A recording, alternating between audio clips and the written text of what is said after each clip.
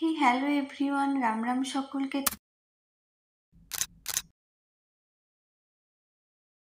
আজকে কিছুই বলবো না, সেভাবে ইচ্ছেই করছে না কিছু কথা বলতে, কেন জানি না। আবার দু এক সময় আমার এত বকবক করতে ইচ্ছে করে যে ভিডিওর থেকে আমি বেশি বকবক করে ফেলি। আসলে আমি বেশি বকবক করি, এটা সবাই জানে।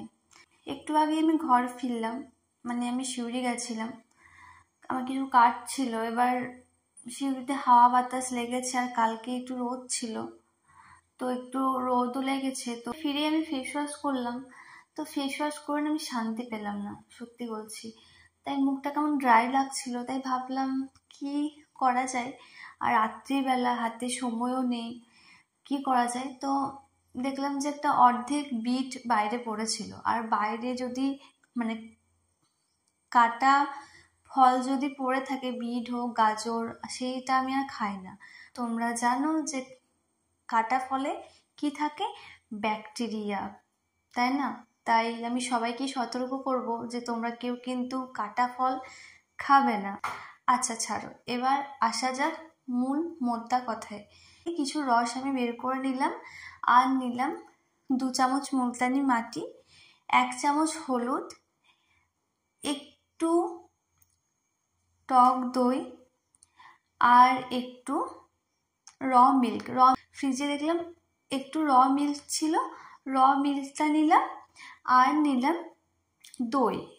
দই দিলে কি আঠা আঠা হয়, আগের দিন বলেছিলাম, কিন্তু ওই প্যাকটা নয়, আমি এটা বানালাম। বিটটা ছিল, আর আমি না স্ক্রাবিং করতে চাইছি না, জাস্ট একটু একটু আমি আমার ফেসটাকে একটু শান্তি দিতে চাইছি। তো আর একটু রোজ ওয়াটার, না দিলেও চলবে, কোনো বাধ্যতামূলক নয়। আর দিলাম লেবুর রস সামান্য, কারণ একটু ট্যানও পড়েছিল, কাল রোদ্দুর ছিল, কাল পরশু খুব রোদ্দুর ছিল, ট্যান পড়েছিল। তো আমি এটাকে ভালো করে মিক্সারটা বানালাম। খুব দেখো কত স্মুথ হয়েছে, একদম ফেস প্যাক। এটা আমি ফেস প্যাকই বানালাম, একদম অর্গ্যানিক ফেস প্যাক, যার মধ্যে কোনো কেমিক্যাল নেই। এবার ফেস প্যাকটা অ্যাপ্লাই করবো, তো দেখলাম একটু দুধ ছিল আর একটু লেবুটার মধ্যে রস ছিল, তাই আমার মতে কি দরকার ফেলে দেওয়ার, তাই আমি দুধের মধ্যে লেবুর রসটা দিয়ে মুখটা একটু ওয়াশ করে নিলাম। র মিল্ক কিন্তু আমাদের মুখের ময়লা দূর করে দেয়। একটা কটনের মাধ্যমে মুখটা পরিষ্কার করে নিলাম, স্ক্রাব করব না, ইচ্ছে করছে না। আর স্ক্রাব করা খুব একটা ভালো নয় রোজ রোজ। আমি আজকে যে ফেসটাকে একটু শান্তি দিতে, তাই এবার ফেস প্যাকটা অ্যাপ্লাই করে নিলাম। আর খুব স্মুথ একদম ফেস প্যাক, যেমন ইউজ করো সেভাবেই, কিন্তু এটা অর্গ্যানিক। এই ফেস প্যাকে তোমার স্কিনটাও স্মুথ হবে, আর তোমার ট্যানও ক্লিয়ার হবে। এবার আমি খাওয়া দাওয়া করলাম, এদিক সেদিক অনেক কিছু কাজ করার পরে শুকিয়ে গেছে। এবার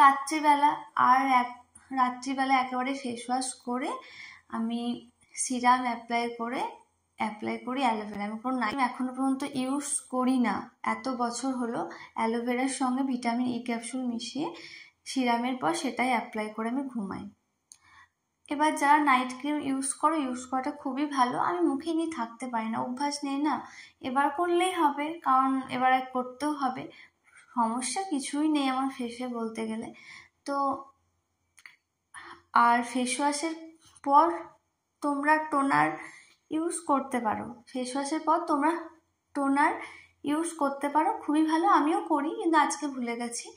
আর সপ্তাহে হয়তো 4 দিন করি, 3 দিন করি না, অর্থাৎ ফেস ওয়াশের পরার দরকার হয় না, তবে স্কিনটা হাইড্রেট রাখার জন্য করাটা অবশ্যই জরুরি। আমিও করি, আজকে ভুলে গেছি, তাই আর তোমাদেরকে দেখাতে পারলাম না। তো এরপর আমি ঘুমিয়ে পড়বো। আর আমি এভাবেই ফেস প্যাক বানাই। আর আমার তো ফেস প্যাকের জিনিসপত্র রাখাই থাকে, শুধু দই মিশিয়ে দিই। আজকে আমি চাইছিলাম একটু অন্যরকম কিছু করতে, তাই আর কি। আচ্ছা, ভালো থেকো, তোমরাও যদি সময় পাই ট্রাই করো। আর তোমাদের বলে দিই, বিটটা কিন্তু অপশনাল, কিন্তু এই যে বিটের যে জুসটা, এটা যেমন আমাদের শরীরে যদি খাই, এটা আমাদের শরীরের পক্ষে খুব ভালো। আমি একটা বিটের জুস দেখিয়েছি, যেটা আমি রেগুলার খাই। আর বিটের জুস দিয়ে তোমরা কিন্তু মানে বিটটাকে মিক্সারে পেস্ট করেও তোমরা কিন্তু ফেস প্যাকের সঙ্গে মিশিয়ে স্কিনে অ্যাপ্লাই করতে পারো। আমি যেমন রসটা অ্যাপ্লাই করেছি, আমি কখনো কখনো এর পুরো বিটটা আমি মিক্সিতে পেশাই করে শসার সঙ্গে অ্যাপ্লাই করি, তোমরাও করতে পারো। আচ্ছা, ভালো থেকো সবাই।